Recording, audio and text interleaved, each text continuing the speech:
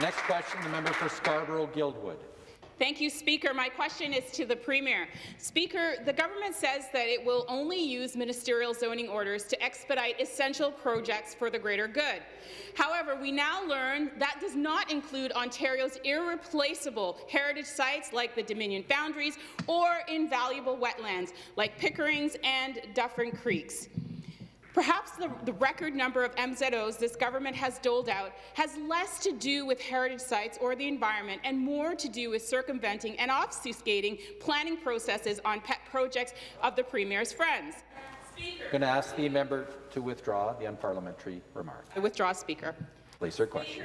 To the Premier, it's obvious that your government used the MZOs to push through this under a veil of secrecy, hoping that everyone is too preoccupied by the pandemic to notice. Yep. Why did the government make a secret deal to sell and demolish the Dominion Foundry? The response?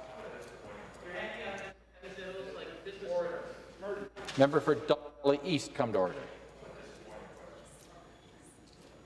Minister of Municipal Affairs and Housing. Thanks, Speaker. We're leveraging vacant, provincially owned property to build affordable housing and community space. And I want to speak specifically, the member opposite bounced all around, but I'm going to address the Dominion Foundry specifically.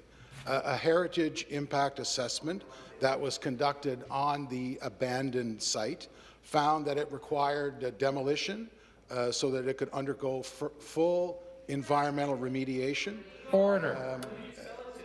Again, Speaker, I want to be clear. Our government approved a negotiating mandate that would help facilitate the future sale of the site.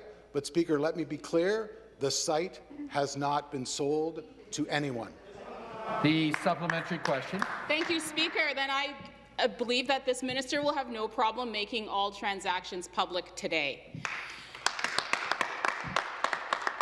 Speaker, at the end of last year's sitting, the government snuck in an 11th-hour amendment to the budget bill in Schedule 6 to gut local conservation authorities and expand ministerial authority on zoning and other sensitive environmental areas. This abuse of power led to the resignation of Ontario's Greenbelt Council Chair, David Crombie, and 6 other members of the Council.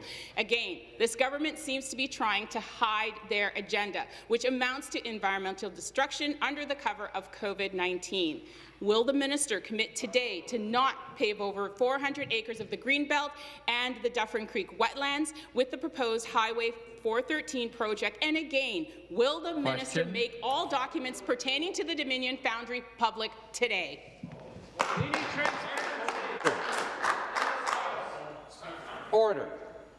Minister of Municipal Affairs and Housing. Speaker, I find it passing strange that the member opposite's party, when it was in power, carved up the Greenbelt 17 times. 17 times, Speaker.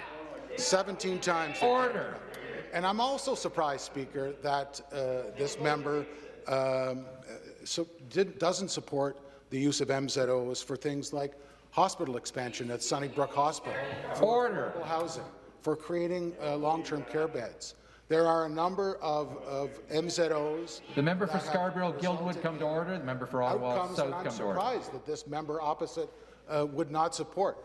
But I want to remind her, and I want to remind members of this House, that all MZOs that were done on non-provincial land all came at the request of the local council. So again, the member opposite can make lots of accusations. The facts are the facts, Speaker.